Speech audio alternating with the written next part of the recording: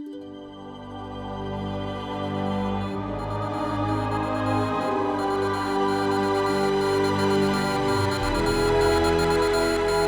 Brandon Jose, and welcome to another episode of the Spirit Doorway podcast. And our special guest today is Jamie Rae you can find her on YouTube at Jamie Rae's Paranormal Wonders. Hi, everybody. Nice to meet you all. Glad to be here. Okay. Good to be back with my friend Brandon. Yeah. Okay, so for this podcast, this is your first time on, so I thought maybe if you want to do a brief introduction of yourself, kind of how you got started in the paranormal and stuff like that. I actually started YouTube about 3 years ago, maybe. It was like 2.5, 3 years ago. I got interested in other paranormal shows and what they were doing, but I've always been like an enthusiast. Like even when my daughter was younger, like she would sit there and watch Ghost Adventures with me and stuff like that because I was always interested in it. But when I was younger, I started having abilities to be able to communicate, hear, see, sight, the kind of like the awakening, I guess, of whatever it is. I never really give myself a full label, but I guess people would call it like a psychic medium or clairvoyant. I've used it to try to help people either find closure or to gain help or knowledge into something where it's a positive influence. I try to keep it more of like love and light, peaceful. I want them to find comfort in what I'm doing, not find fear. And I do find that there are some people that have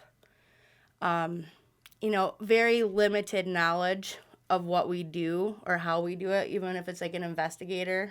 I'm also a paranormal investigator, but I do have mediumship abilities. So when I'm in a home, I can pick up on the surroundings.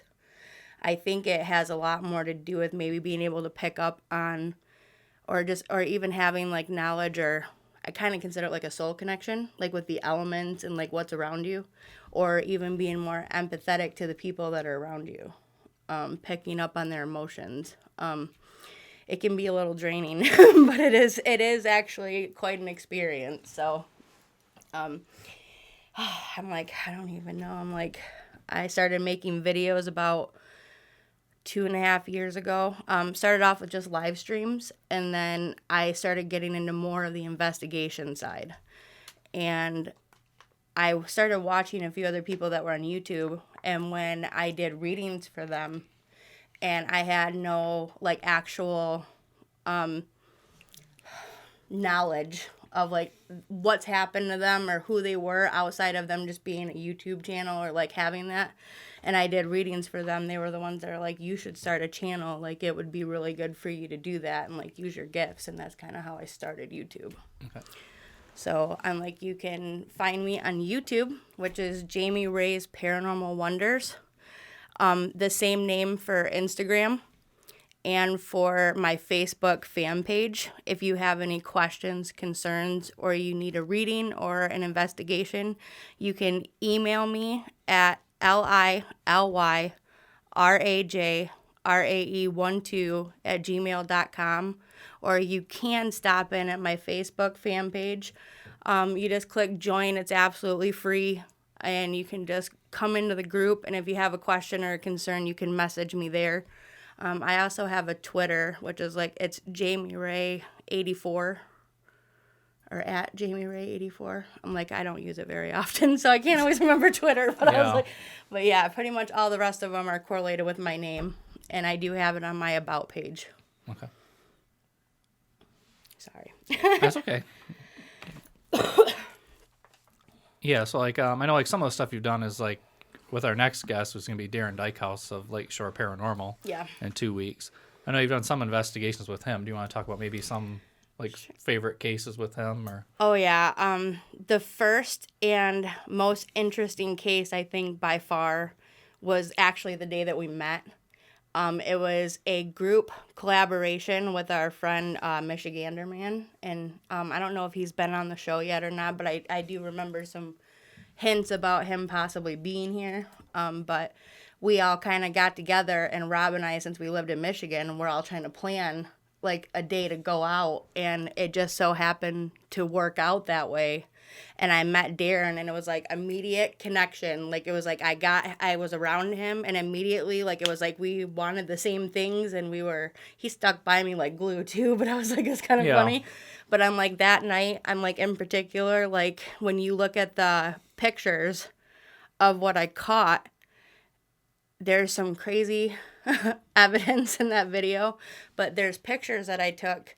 And in the beginning, when I went in there, I didn't see this with my naked eye, but when I went back, the beginning of the gate where we came in, I took multiple pictures of it for possible. Well, I was just going to ask. Like, I understand if you can't reveal the exact location, but like if you want to, like what kind of a place you were in? It was a cemetery. It was at Mouth Cemetery in White Lake. Yeah, and I'm like, it's.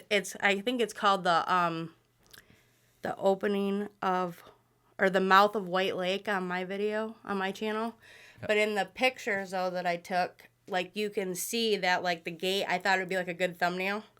And I took some pictures of it, and in, like, the first picture, you just see this silhouette of, like, a black cat. In the very next picture, there's nothing there. Mm-hmm. And that was pretty exciting, because I was, like, looking at it. I'm like, there was tons of disembodied voices, EVPs. And I also caught a glimpse. Now, see, I did zoom in on it so I could see this a little closer. But a friend of Rob's passed. It was one of his best friends or whatever. And I kept getting a feeling that there was somebody with him. And I snapped a couple pictures of him walking away from me. Now, I don't know for sure if it was a camera glare or not, because some stuff I'm not too familiar with. Yeah. But the feeling that I got was that he was standing there. And the way Rob was looking towards the woods, his foot was up, and this guy that I sort of caught next to him looks like he's sort of standing just straight up with a white T-shirt on and jeans and a hat. Yeah. And when I zoomed in on that, I was like, that's not Rob. Rob wasn't wearing white or anything that would reflect that color. Like, I went back through that 100 times because I was like, that can't be. Yeah.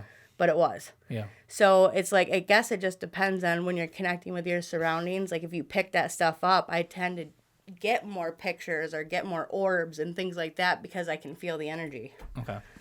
So I don't know. Yeah. Like, I don't know how many experiences you've had. What was your first like scary experience you think you ever had? My first one would have been when I was a kid. I got a scary ones was, I was in my bedroom. I had like my door shut. All of a sudden, my door like creeped open, and there's a shadow figure standing in the doorway. That was definitely the most scary.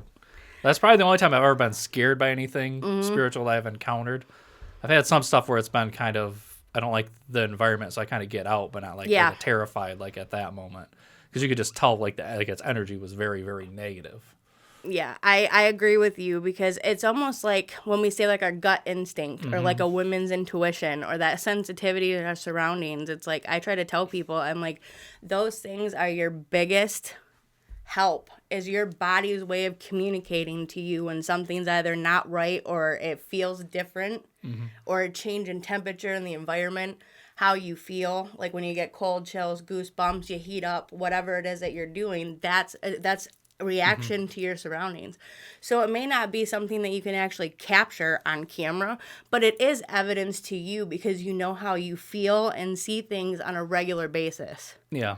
And that, I believe, is almost a true experience sometimes. Yeah. And I'm like, and I've seen shadow figures too. I'm like, I know how you feel with that. I'm like, well, for mine, I think like it actually like impacted my life because I think it was influencing the people around me. Because at that point in time, I was in like a really bad depression.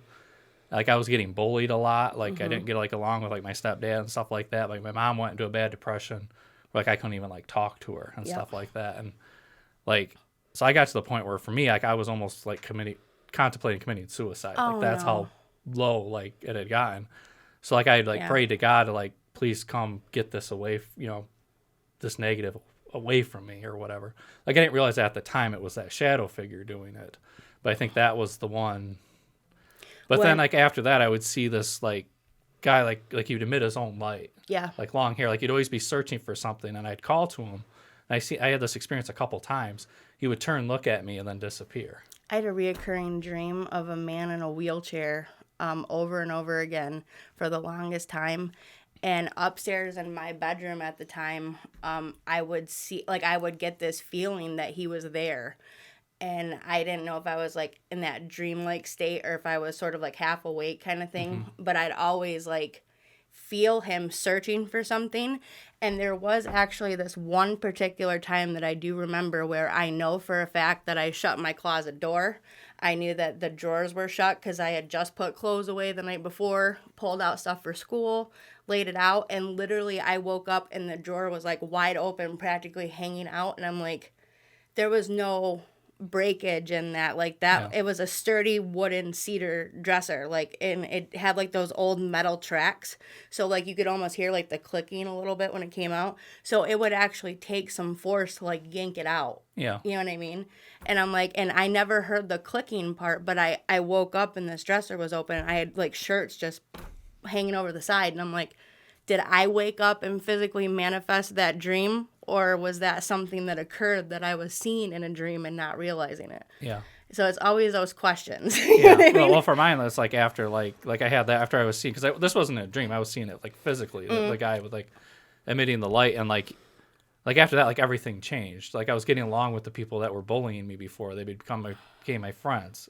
Like all that negative energy. My mom came out of her depression. I came out of mine. Like the entire environment changed around me. I did want to say though too that this is one thing that I have noticed is when you have depression, you have negative emotions, you have anger, rage. You know what I mean? Like attracts like, negative attracts negative. Like misery loves company. You know what I mean?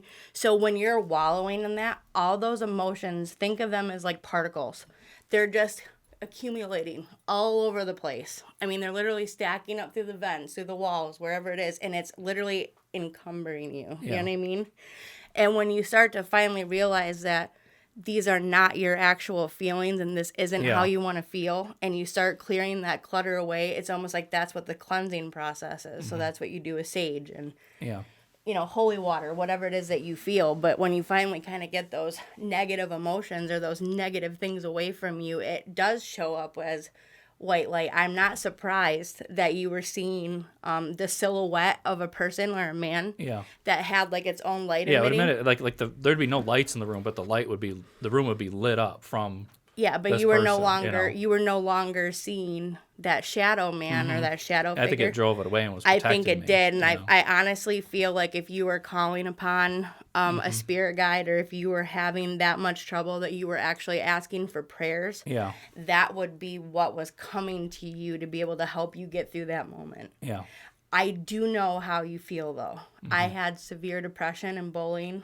And it's no joke. I mean, I missed so much school. There was this kid that just picked on me relentlessly, shoved me into a brick wall. Like, I mean, you name it, he did it. And it was just horrible. And I'm like, I had girls, like, cattiness, like, spitting in pop bottles and dumping them on me and stuff when they walked by me on the bus. Like, it was horrible. And I'm like, but I finally got to this point in high school where I kind of got around a better group of people, like, new people that weren't the same small area of people, that had more of that like fight in them, where it was like, you're no longer going to take that.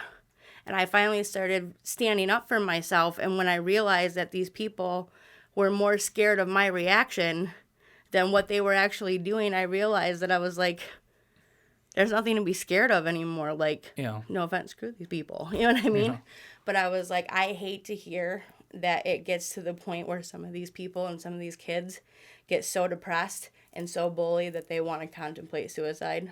And I really do, you know, admire the courage for people to speak out on that. But I always want them to know that there is like a 1-800 number. There is a talk line. There is somebody there that is willing to listen and help. If you know that you're experiencing those things, reach out. Do not sit back, dwell within. And that's always the toughest thing with depression, because it's to build the wall around yourself. That's the thing like I struggled with, because it's like you don't feel like you can reach out. Like that's the big thing you got to like overcome too. Yeah, because you feel like you stand alone against all these other people that are attacking you, and you don't, like, it's one man versus the world. You know what I mean? It's like, well, you know, it's David and Goliath, you know what I mean? But David ended up conquering that bully, you know what I mean? So it's like eventually when you realize that it does take that one good person, that one good light-headed person to go, I don't want this anymore and I don't want to be this way anymore. That takes a lot of courage. And there are people, and I found out a lot, that there are so many people that have had similar experiences. And like when you open a range, I'm like, I know people from Ireland now, Australia, Canada, I mean, all around, and people that have had similar experience. And I'm just like, I'm so glad that I opened up my eyes to YouTube Yeah. for that reason. Because you Yeah. have so many new friends and so many new people in your life that you can communicate with, that you don't have to worry about those naysayers. Yeah. Well, I've had it before, like doing cases where people have like talked about the exact, like they'll be telling, I'm like, you're telling my story when I was a Right. kid. You know, this is the exact same story. I lived Right. it. I know. Right. I know what you're dealing with. You know. Exactly. And Yeah. like, you know, it took me a while, you know, and I'm like, when you're in middle school and high school, like, you know, I really do hope and pray that like my daughter knows that like I'm open to her at any point. Like, it doesn't matter what it is, whatever question it is, whatever fear she has, it doesn't matter. I want her to communicate with me and talk to me about it. And I will, and she does. And I'm like, and that is one thing I'm super proud about having a 13-year-old, is that when they want to enclose and isolate, she still has that outlet with somebody that will listen to her. And to me, I'm like, because I've been there and done that and probably tried it over and screwed it up again, you know what I mean? I'm like, I feel like I have more knowledge to give her than these other 13-year-old teeny boppers who Yeah. don't know anything besides what they learned on the internet. You know what Yeah. I mean? Like, they haven't learned by They haven't have the experience. life experience. Yeah. Right. And I'm just like, and that's what I want her to know. And like, I want her to take that away. Like, I don't ever want her to grow up thinking that she doesn't have the courage to stand up for herself. Okay. You know, and it's true. And I'm like, I tell her all the time, like, don't be the bully and start it. But if you have to fight for yourself, for self-defense, or you have to fight for an underdog or someone else who is being like hurt, I will never be mad at you for that. Yeah. Ever. But I'm like, but if I find out you're being the bully, then I'm gonna whoop that. You know what I mean? But I was like, no, Yeah. she's such a good kid. I'm like, I cannot believe it. I'm like, such a good kid. I mean so much. And I'm like, She's yeah, glad and, she's off camera. yeah, and she is in the studio with us, and she is my beautiful daughter, and she wanted to come up here to Grand Rapids and have a mommy daughter day and just kind of hang out. And I'm glad to have her here because she's my favorite sidekick. She's my best friend and daughter wrapped up into one. And I'm like, she's beautiful. And I'm like, I literally like just adore this girl. Like, I'm just like, I can't believe I made her. I'm like, thank you, Lord. All the time. She's awesome. And she's smart. So smart. She is too. Don't let her fool you. She tries to say she's not, but she is. Mm-hmm. She got it from her mama. Okay, so there was another one too, like you did with Darren. I'm trying to think of where it was. I think it was like an old hospital or something where like somebody jumped out the window. Van Buren County Poorhouse.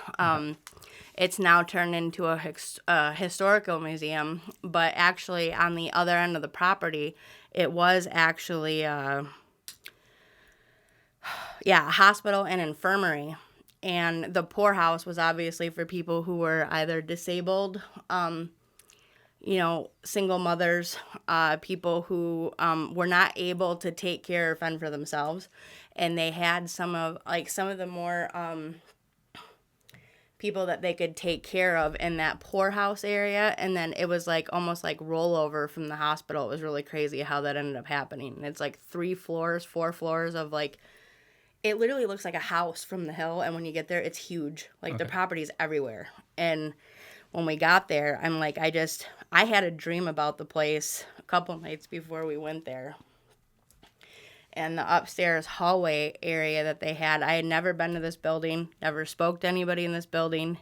And I literally Darren just said, hey, do you want to go with me to this place in Van Buren? And I said, yeah. I'm like, okay. And I'm like, and he was trying to tell me stuff. And I'm like, stop. You know what I mean? I'm like, I want to be a blank slate. Don't tell me anything. Yeah. And I had this dream, and it turned out that all of it was pretty much true. And the way I did see it in this dream was that, like, the first door, I felt that there was, like, a group of people. And I counted, I thought in my head about 12. And there was a mother and daughter that were in there, too. And they were the last ones I saw in my dream. And I called that the fire room. Because I literally saw them, like, all kind of poof into, like, ash. And turned out that the building did have a fire where it did kill 14 people. They were put in a mass grave. It was horribly sad. I was bawling. But then the second room that I saw, there was 2 men that I saw. One was hanging from a rafter. The other one was laying on the floor. And I wasn't for sure why he was laying on the floor. I didn't know exactly what that meant, but I felt that was a suicide room. Yeah. And then the very next door I saw before I woke up was a man who murdered a woman and was put in there. And I had no idea until I got there that they converted that third room I was talking about. They have jail bars over it. It's the only one that had a jail bar on it. And it was literally set up because a man murdered his wife, and they couldn't afford to house him in the jail that they had, so they put him in there and locked him up in like a bar and key situation in that building only. And I was like Darren looked at me because I told him about this dream on the way up there. And he's just like, well, let's see. He's like, and he told me, he's like, I know about the fire. So he did like admit to me about the fire, but he didn't say how many. And I went up there and like literally he looked at me like, wow, this girl has gifts. Like, how would you know that? Like, you've never walked in this building. And I'm like, and I still shock people a little bit too. So I was like, I know, like I try not to, but I do. And I'm like, I shock myself sometimes. Like, I don't even realize how I can know that. You know what I mean? And it's just like, wow. Oh, sorry. My nose is a little itchy. But where's the last place that you investigated at? Ours was a residential case, so Yeah. we didn't have like a whole lot of EVPs and stuff, but I'm not really going to talk like No. in detail about Yeah, that. I know that. I just meant like, because I was like, we went into a residential case actually, Darren and I want to say like about a month ago. And it was a house investigation, but it actually turned out to be more of a reading situation for me because we did some EVPs. Darren did EVP work kind of like on his camera and his filming. And then I did the same thing, but on my camera. So then that way they were like 2 separate EVP sessions because we both wanted to see like if any of those would correlate or if we would get any sort of EVPs that were similar or how different they would be because it's different energy. Yeah. But I actually had written down, all I knew is that we were going to some lady's house in Grand Haven. I had no idea who she was. And I literally started writing down like MK as like a name. I put possible husband or father, like husband-father combo thing. And then I wrote down White House with blue shutters. And when we pulled up, it was a white house with dark blue shutters. I walked in. I said, this is what I'm feeling. This is what I'm sensing. And I found out that her father and her husband both passed away within months of each other. And her husband's name was Mike. And so I had the MK sound. And I was like, that's what I was trying to pick up on. I was like, I put Mark, Mac, Mike, something like that, but it was like the MK sound. Yeah. And because it was recent, I kind of noticed too that when it's a recent passing, they don't actually sound out as easy as they do when they've been passed for a significant amount of time. Just kind of like take some work to get experience how to communicate. It's almost like they don't have enough energy or something to communicate quite yet. Like it's almost like they haven't been through some process or something and it's taking them a minute. But it's like when people have been passed for like 3 years or more, I notice that you get clearer EVPs. Like you get clearer disembodied voices and EVPs. You know, and other people can say that it can be like, you know, demons or whatever. And I'm just like, no. I'm like, I can feel the difference between. Yeah. I'm like, if I walk in, if I walk into a house and I feel like it's negative like that or demonic, I'm out the door. Yeah. I'm like, I love you guys. I'm sorry. Call a priest. Yeah. I'm like, this is not my realm. It's like, I'm telling you, it's not my realm. Well, mine too. I think just when you get over there, like when you were born into this body, you had to learn how to eat and how to walk and crawl. And I think it's probably the same way on you're in a different form, you're in a different type of body, so to speak. So you got to kind of go through that process. Yeah. Again. I do say too that like people automatically assume that because they're dead they know everything, but I like to try to point out the fact that if you accumulate from birth to death all the knowledge that you've collected yourself as a human being, as walking on this earth and the experiences you had, that's the knowledge that a human spirit has when they pass, is all that combined knowledge. Okay. So all they can really tell you or help you with is what experiences they've been through or how that does. When you have spirit guides, those are usually divine, just like demons are considered like archdemons or, something bad from the hell.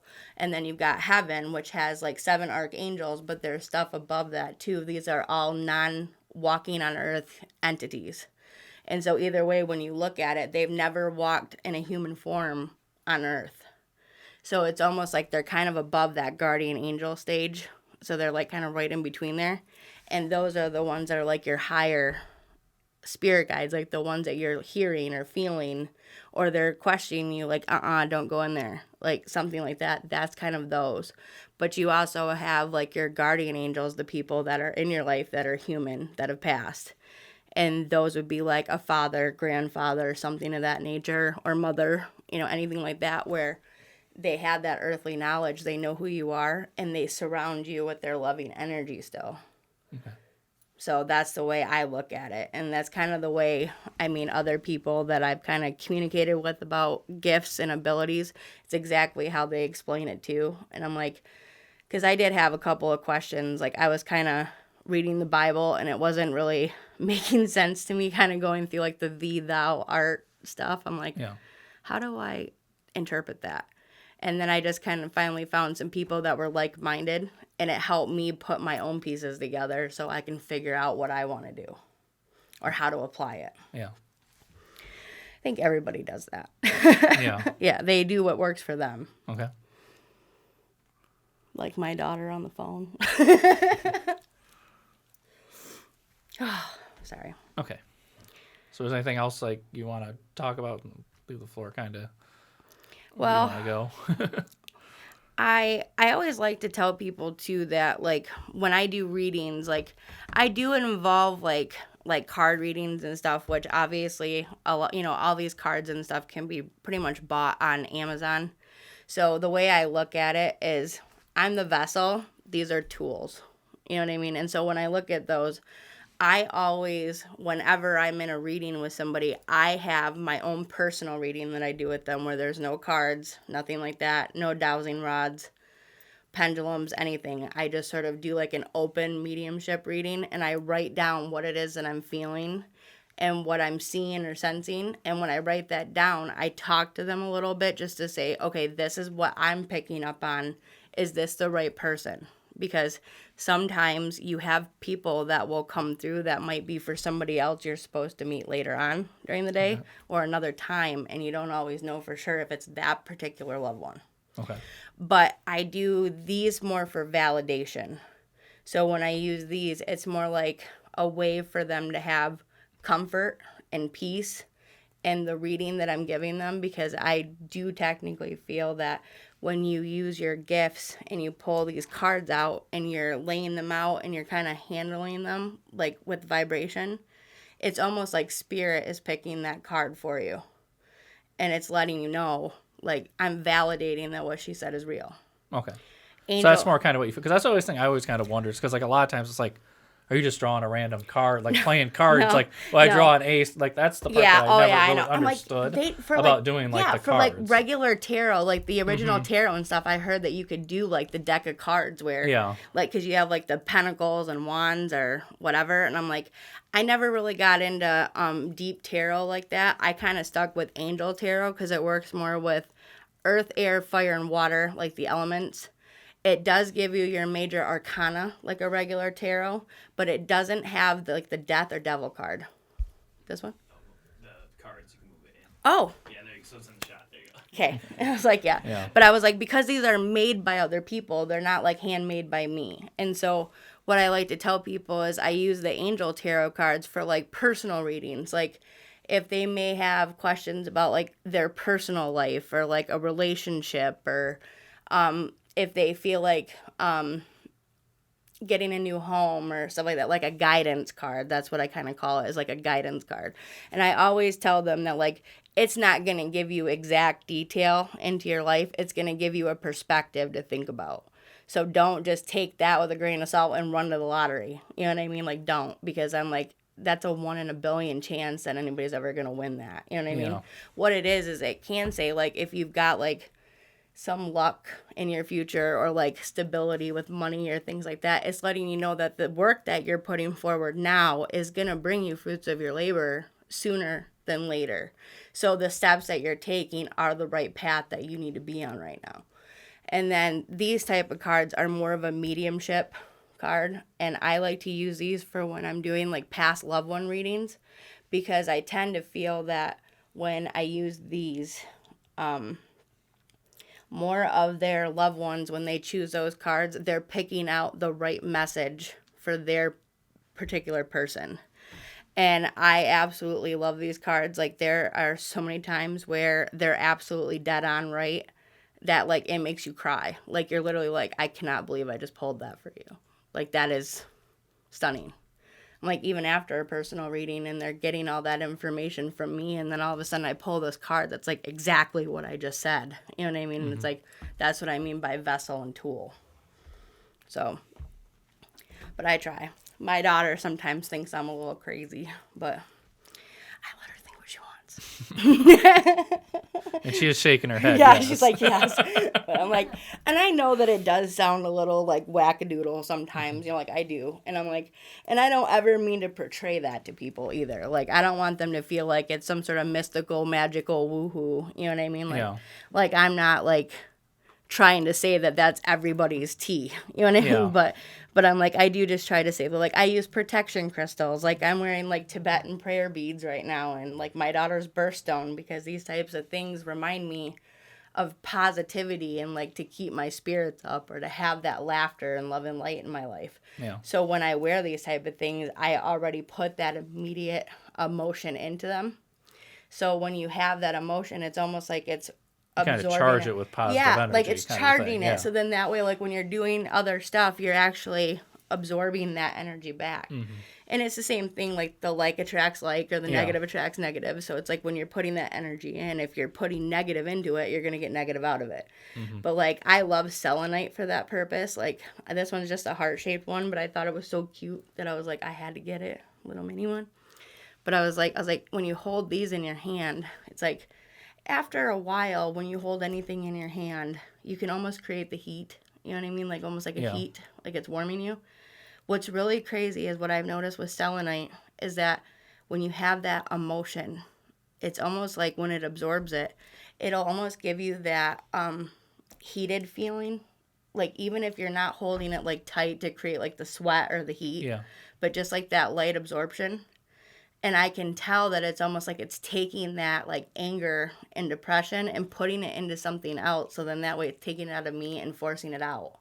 Okay. And then because these are made from, like, a gypsum, you cannot use salt water for these because they will melt them. Like, it'll remove that.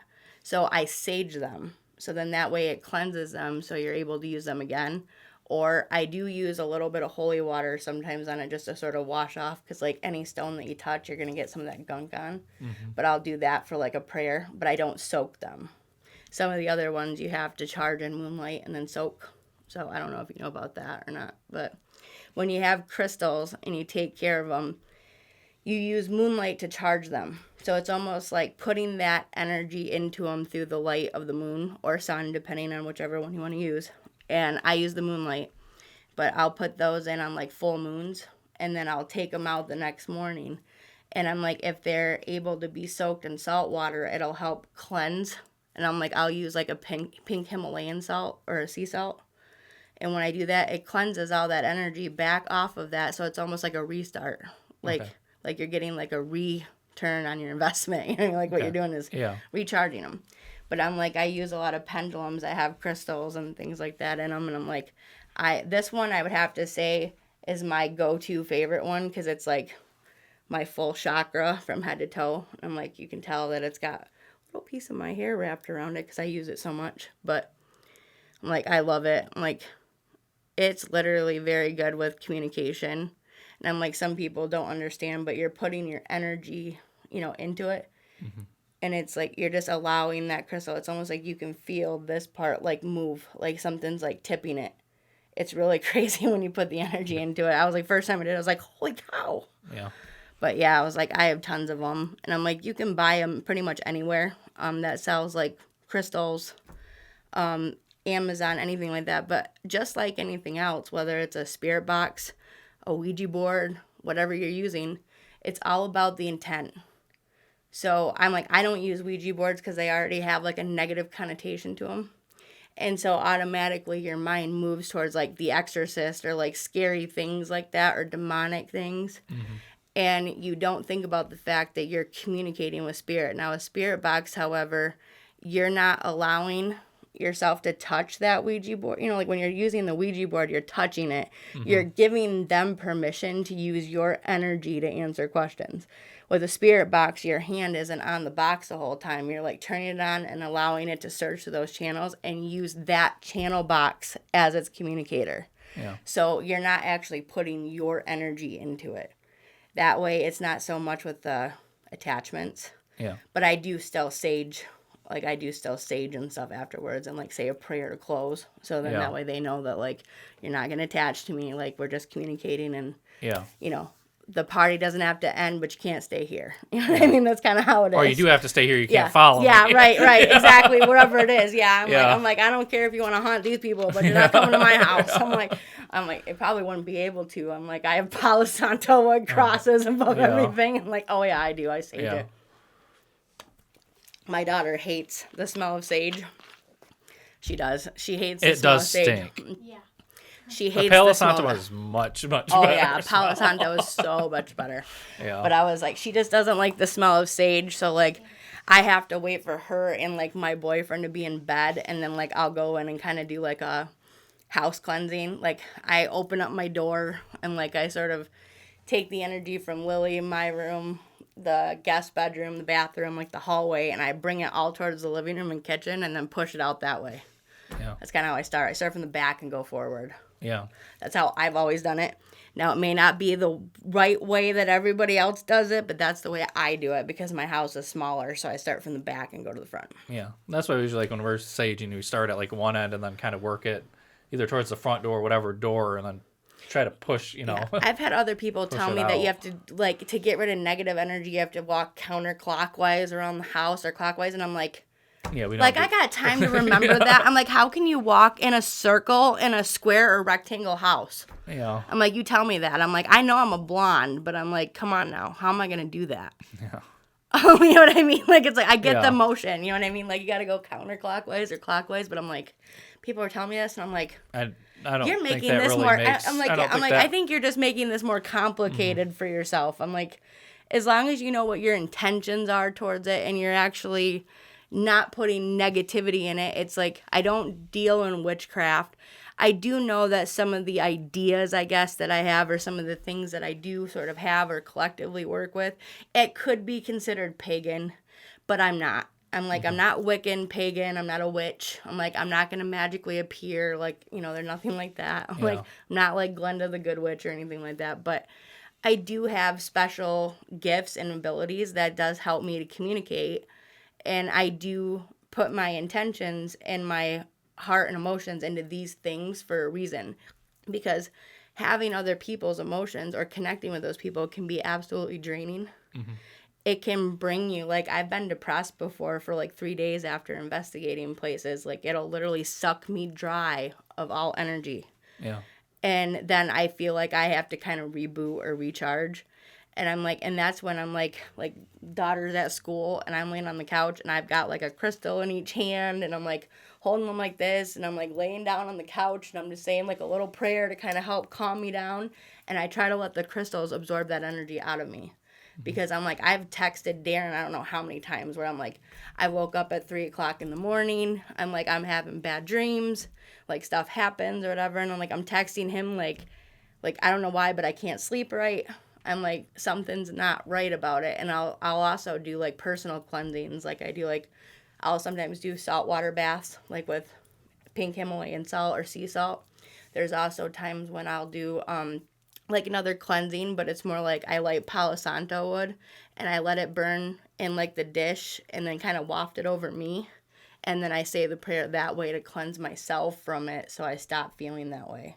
Usually after that, I'm I'm okay. But I was like, but I do notice it does take some draining out of you. It does. Yeah. Like, you don't feel like yourself sometimes, and you're just like, please don't let this stuff attach to me. That's all I ask. Yeah. I'm just like, but sometimes it's like the room you're in or whatever negativity's been put in there, whether it be, earthly negativity or demonic, it doesn't matter. It's all negative. Mm-hmm. So it still takes that energy out of you. And that's what kind of scares me, because I'm like, I always tell Darren, I'm like, please, meditate before you go into a place. Ground yourself. Make sure you've got 2 feet on the ground. You know where you're at. Do a prayer, a meditation. Do not walk into things blindly. Yeah. Because you have no idea what's waiting behind that door. Mm-hmm. You have no idea. Yeah. Not at all. Mm-hmm. You could think you have an idea, and then you walk in and you're like, oh, heck no. And you're in the wrong. So. Yeah, because I know it's for our team's experience too. Is we usually always try to do prayers and stuff like that, and do the saging, and if we have a time all of a sudden we don't do it, that's when stuff gets crazy afterwards. Yep. Because sometimes you're really tired at the end of the night, and you don't. You forget to do the stuff you need to do to close down. Sometimes. And you do. You do. You get tired because you're not only doing physical activity when you're in a place and walking around. You're also up all night. Yeah, you're also up half the night, and then you're on your cameras, and I'm they're heavy to walk around with, and then you've got you got to make sure everything's set up right so you can actually see what you're doing. You got to deal with people, and that's always a challenge. I mean, because you have people that are your best friends or your worst enemies. They will butt heads with you over anything. Yeah. And then you've got other people who are wanting to be your best friends, and they want to text you at 3:00 in the morning when you have a family and a life, and you got to be up at 6 in the morning for your kid. And I'm I'm gonna give you one chance. You know what I mean? I realize that sometimes I do my live streams late at night, but that doesn't mean I want your phone calls at 4 a.m. Yeah, so that's something usually I don't have to worry about. Well, and with our team, they call me a messenger. Yeah. And I'm yeah, it's that with people accidentally hitting it on their phone. I've had that one time. I was 3 a.m. I'm why is my group? Why are my group having a group text at or a group call at 3 a.m? I've accidentally touch dialed people so many times. I go to call my best friend M, and I'm I'll be texting her, and I'll set my phone down, and I don't realize that I went to exit out of the screen, and I hit the video call, so it's calling her as I'm walking to the bathroom, and all of a sudden I hear hello, and I'm hello? Yeah. You know what I mean? I was just what was that? Yeah. But I was but I'm 3:00 in the morning is not fun for phone calls. I'm usually those are reserved for emergencies. Yeah. So automatically when your phone rings at 3:00 in the morning, you automatically think a family member's in the hospital or something's happened. You know what I mean? And I'm look, if I schedule a reading with you at 7:00 at night, 10:00 at night, whatever, that's fine. But I'm gonna give you one chance. Yeah. You call me once at 3:00 in the morning, and I don't answer you because it's 3:00 in the morning, and I text you back and I say, thank you so much for sharing your message and for trusting me with that information, but I would appreciate it if you wouldn't call me at 3:00 in the morning. How about try to text me during the day and then see if we can schedule something? Yeah. Because I'm my biggest thing is that I do try to be as professional as possible. I do know that I'm very personable, friendly, and talkative. But, you know what I mean? I do want to be as close to people as I can, but I have learned over time that I cannot be everybody's everybody. And when you have your own family that you have to take care of and you're running for them and you're tired by the end of the day, I completely understand how people feel, and they feel like they're being taken advantage of, like your kindness is being mistaken as weakness, or they can get over on something. And I'm if they want to send me a message and just say yeah, I liked your live stream, or hey, is there any way I can talk to you and do a private reading, or they have a message that they want to send because they're worried about something. I completely understand that, but I'm but just don't call me for a video chat when I'm in my PJs looking like hell. You know what I mean? I'm excuse me, but I'm it's true. You know what I mean?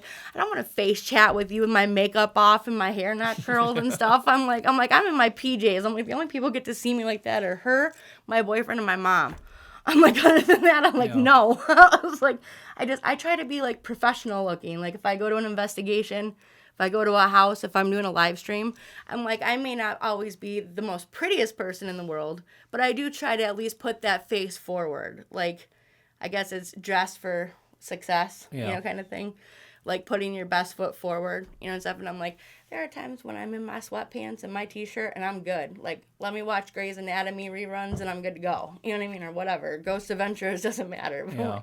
But there's other days, like if I'm going to do something like this, or I'm going to be out at somebody else's house that I don't know, I'm like, I'm not going to walk in there and just open up their fridge and help myself. You know what I mean? Like, I'm going to take my shoes off. I'm going to say, can I or may I? Please and thank you. Like, that's how I was raised. And I'm like, I know for a fact that my grandpa would come out of his grave and slap me upside the head if I wasn't that way. Like, you know what I mean? And so I'm like, and I know. And I'm just like, and I do know. So I'm like, I think about that. And I'm like, men and women that are older than me are always sir and ma'am, like Mr. and Mrs. It's never like kiddo or sweetie pie. You know what I mean? It's always Mr. or Mrs. or sir or ma'am. Yeah. I try to instill that in her, but she don't get it. Okay. She's at the digital age. Yeah. Their phone is their best friend. Yeah. They don't learn crap from that. But no, Matt's over here looking at me like, you crazy woman. I was like, it's okay. I'm a fun person, I promise. I just try to laugh a lot. Yeah. I like people to feel comfortable. Like they're able to come to me like a sister or a best friend, and I'm like, I know, I'm kind of one of a kind, you know what I mean? And I'm unique, and I'm not always everybody's cup of tea, and I'm a little talkative, and I have severe ADHD. Sorry about that. But I'm like, I do try to be positive, and I do try to make sure that anything that I am doing for people is for their best, like their best interest, their best self. And I'm like, and trust me, my life is not perfect, and I make mistakes, and I'm not all-knowing wisdom. Like, I can't always tell you what's going to happen tomorrow. I'm like, I can tap into maybe a few things that your loved ones might tell me and pick up on that energy, but it doesn't mean I'm going to know the lottery numbers tomorrow or, like, crazy crap like that they think I'm going to know. And I'm like, if I would have known that, I'm like, you really think I'd be talking to you right now? Playing I'm the like, numbers. I'm like, I would be in the Bahamas right now getting a tan and like having some cabana boy rub me down with some hot oil or something. You know what I mean? I'm like, why would I be talking? You know what I mean? It's like, but I'm like, I'm just saying, it's like people just come up with like these crazy things. And I'm like, I bet you anything, if you sat down one day, meditated, opened yourself up to your surroundings a little bit more, you'd be able to tap into some of that energy too. Like, you'd be able to find that connection or that wave that works for you. And I'm like, right before I do a reading, it doesn't matter if it's for 15 minutes or a half hour or 5 minutes. I will seriously sit with Palo Santo wood. I close my eyes for a few minutes. I just sort of breathe. I'm like, I don't make any weird noises. I'm like, I don't chant. You know what I mean? I just sort of, I'm like, I don't know what that is. I'm like, I don't do like the Gregorian chant or anything like that. It's just more like finding a place within me that's peaceful and just kind of finding that like harmony. You know what I mean? And once I feel like I'm balanced, then that's when I open myself up and I write down exactly what I'm thinking, everything. It doesn't matter if it's the craziest thing you've ever heard in your life. I will write it down. And it's all because it's possibly relevant to them. And I may not understand why I wrote that, but they might. Yeah. Like, it could be something that their grandmother or grandfather told them or spoke to them about or something. And I wouldn't have a clue of that. Yeah. Those are special meanings and moments between you and them. Like, how would I be able to know that? Is that somewhere on the internet? No.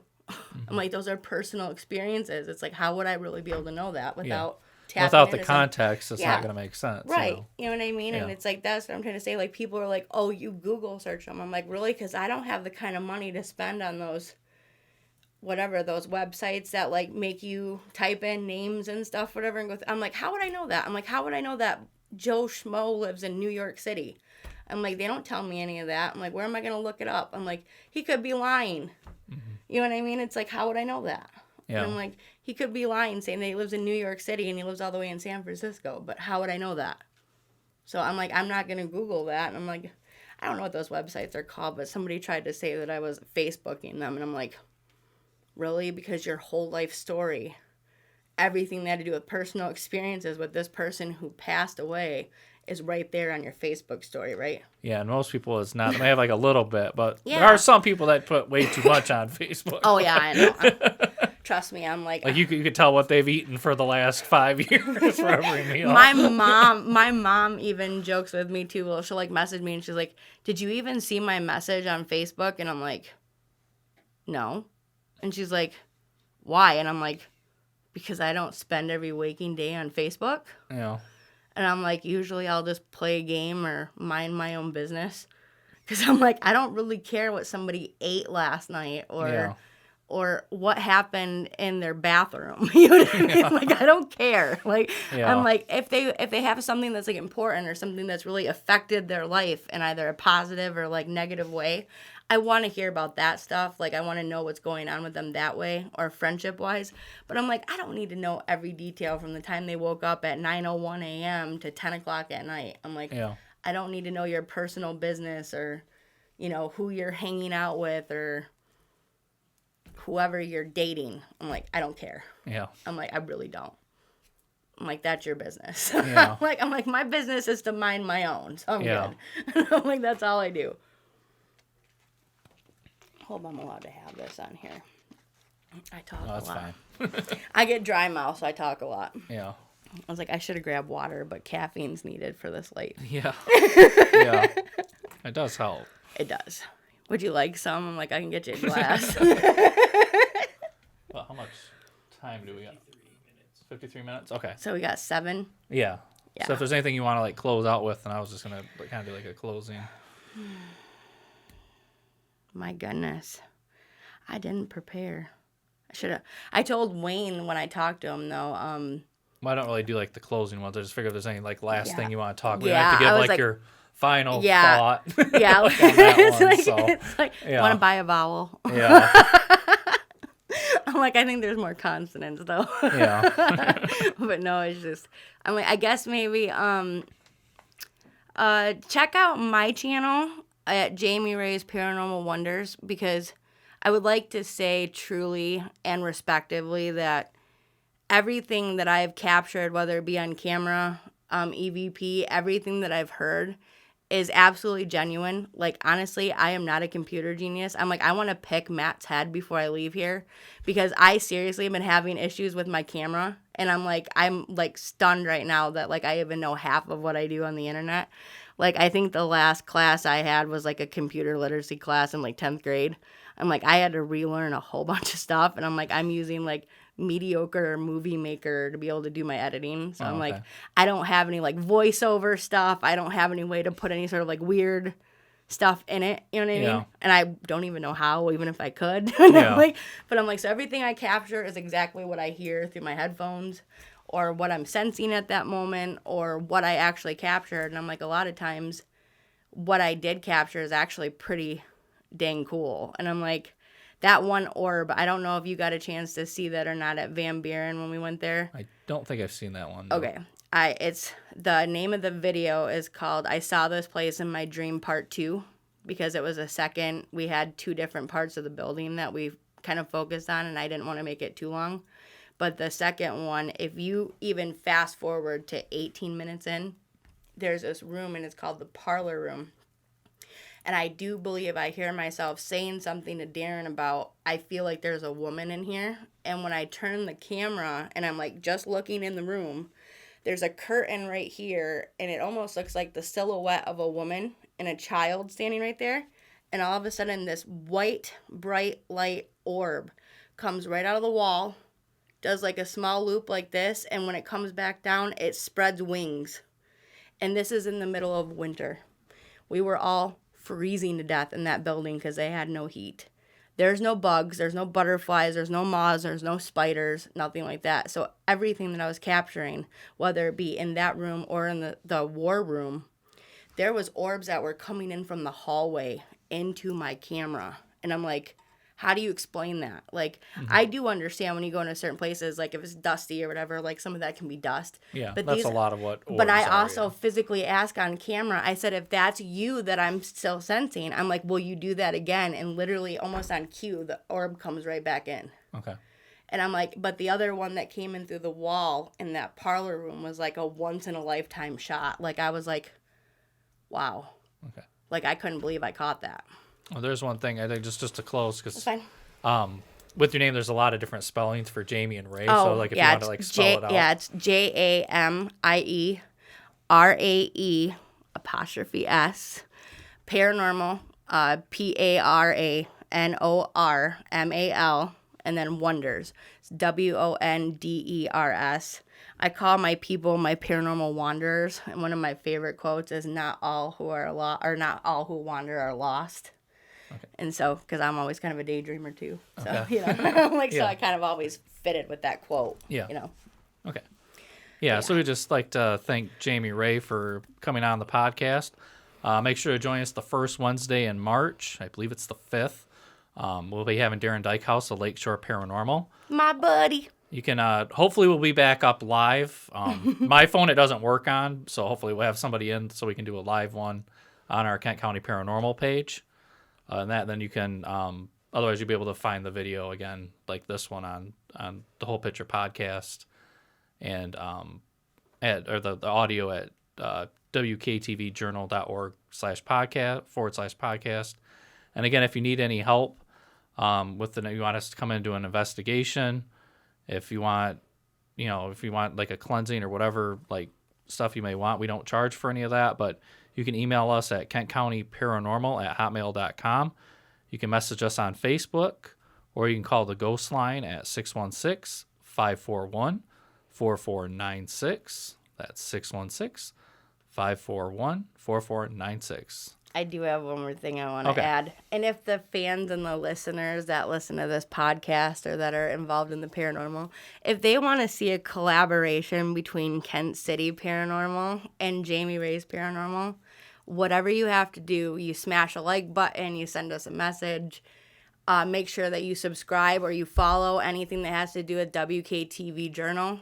Mm-hmm. You give a special shout out to Matt for being the camera guy and being awesome. Yeah. And Brandon for hosting, because I definitely love you, and I'm glad I got a chance to read you. I'm like, that was pretty amazing. Yeah. And, I mean, we don't have to get into the details, because I do know that readings are personal, and they are private, but I always tell people, it was an honor and a blessing to be able to help you find comfort or to have any closure. Yeah. And to me, that is what makes this the best field to be in. Yeah. And so I'm like, I'm very appreciative to be on here. And I'm like, I'm glad that you had me on here. I'm like, could have spooked you with my whole reading thing. And you were like, whatever. But no, actually, we had a really good reading. And it was very opening and enlightening. And I really loved and genuinely got to know him a little bit more. And I'm like, and it made it so comfortable for me to be around him. So I'm like, and I hope that maybe we can collab in the future or do something, not just on the podcast, but maybe an investigation. Yeah. Compare notes and see, like, because he has a whole different ethic or how he does things, and then I have a different one. So when you watch two different videos, it may be kind of cool to see the same place in two different sets. You know what I mean? Like two different camera views. Yeah. So I think that might be kind of cool too. Yeah, and that might be something